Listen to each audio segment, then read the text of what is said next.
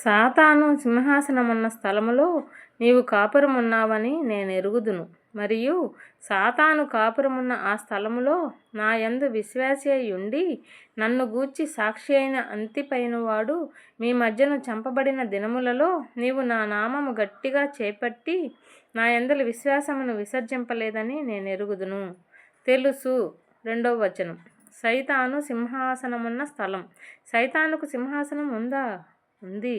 అది నరకంలో లేదు, భూమి మీదే ఉంది. యోహాను 12:31, యోహాను 14:30, 2 కొరింథీ 4:4, ఎఫెసీ 6:12, 2 తిమోతి 2:26, 1 పేతురు 5:8, 1 యోహాను 5:19 పోల్చి చూడండి. ఆ కాలంలో వాడు తన ప్రజలను ఏలే స్థలం పెర్గము. వాడి కార్యాలకు కేంద్ర స్థలం అక్కడే ఉంది.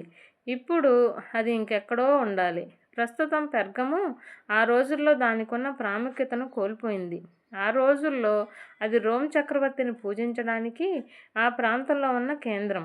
అంతేకాక మొదటి శతాబ్దంలో దేవుడు జరిగించిన అద్భుతమైన పనికి కేంద్ర స్థలానికి దగ్గరగా ఉంది. అది రోమ్కు, జెరూసలేంకు దాదాపు సమదూరమైన స్థలం. పౌలు ఇతరులు ఆసియా మైరోన్లోను, గ్రీసు, మాసిదోనియాల్లోనూ స్థాపించిన సంఘాల దగ్గర ఉన్న స్థలం. సైతాను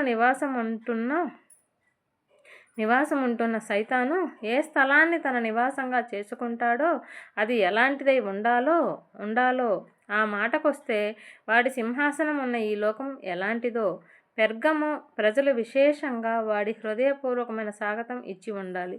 నమ్మకమైన సాక్షి. ప్రకటన 1:5 పోల్చి చూడండి. నమ్మకమైన సాక్షి క్రీస్తు అతనిలో ఉండి పనిచేయడం వల్ల అతడు కూడా నమ్మకమైన సాక్షి కాగలిగాడు. అంతిపాస్ ఆసియా రాష్ట్రంలో క్రీస్తు కోసం హత్యకు గురి అయిన మొదటి వారిలో ఒకడు. కాదనలేదు.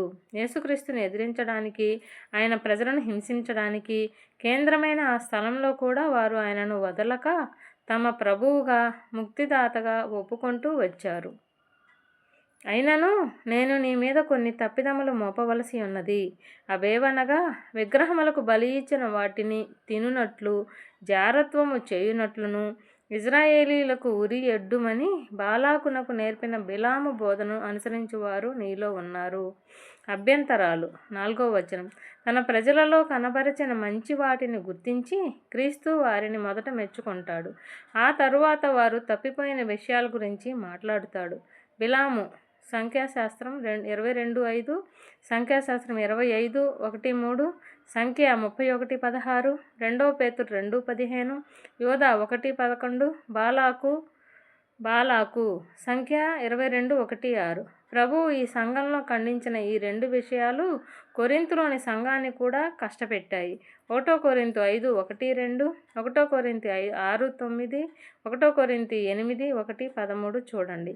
అపోస్తలులు 15:20, అపోస్తలు 15:29 కూడా చూడండి. సైతాను బయట నుంచి హింసల ద్వారా సంఘాన్ని నాశనం చేయలేక లోపల నుంచి దాన్ని చెడగొట్టడానికి ప్రయత్నించాడు. ఈ రెండో విధానం మొదటి దానికంటే ఎక్కువ అపాయకరం. అటువలనే నీ కొలాయితుల బోధన అనుసరించు వారును నీలో ఉన్నారు. నీ కొలాయితులు 6వ వచనం పోల్చి చూడండి. అలవాట్లు, ఆచారాలు రాను రాను వాటిని బలపరిచే బోధనలకు దారితీస్తాయి. కావున మారు మనస్సు పొందుము. లేని ఎడల నేను నీ యొద్దకు త్వరగా వచ్చి నా నోట నుండి వచ్చు ఖడ్గము చేత వీరితో యుద్ధము చేసేదను. పశ్చాత్తాపడు. 5వ వచనం. త్వరగా తీర్పు ఆలస్యంగా రాదు. ఖడ్గం. యెషయా 31:8 పోల్చి చూడండి. యుద్ధం జరిగిస్తాను. ఇర్మియా 21:5 పోల్చి చూడండి. మనం బోధనలు, ఉపదేశాలు, సిద్ధాంతాల విషయంలో శ్రద్ధ వహించాలి. లేకపోతే ప్రభువు తానే మనతో పోరాడడం అనే స్థితిని మనం అనుభవించవలసి వస్తుందేమో. సంఘములతో ఆత్మ చెప్పుచున్న మాట చెవిగలవాడు వినుగాక. జయించువానికి మరుగై ఉన్న మన్నాను భుజింపనిత్తును, మరియు అతనికి తెల్లరాతి నిత్తును. ఆ రాతి మీద చెక్కబడిన ఒక కొత్త పేరుండును. పొందినవానికే కానీ అది మరి ఎవనికీ తెలియదు. వింటాడుగాక జయించే వ్యక్తి. వచనం 7వ వచనం. మరుగైన మన్నా క్రీస్తే. నిర్గమం 16:14-16.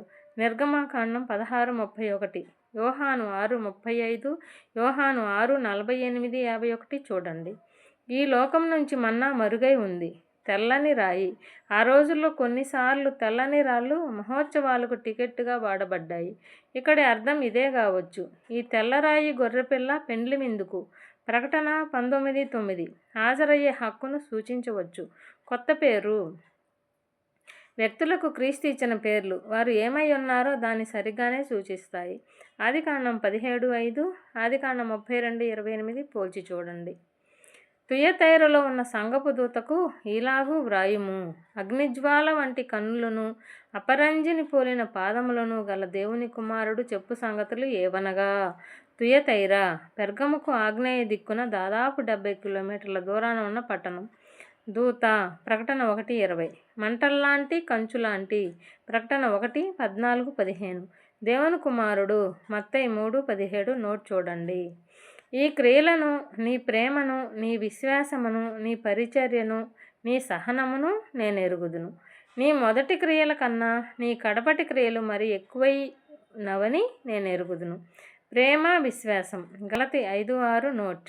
తెలుసు, 2వ వచనం, ఎక్కువే. కాలం గడిచే కొద్దీ క్రీస్తు కోసం ఆసక్తి, సేవ తక్కువవుతున్న కొన్ని సంఘాల వంటిది కాదు ఈ సంఘం. అయినను నీ మీద తప్పు ఒకటి నేను మోపవలసి ఉన్నది. ఏమనగా, తాను ప్రవక్తనని చెప్పుకొనుచున్న యెజబెలను స్త్రీని నీ ఉండనిచ్చుచున్నావు. జారత్వము చేయుటకును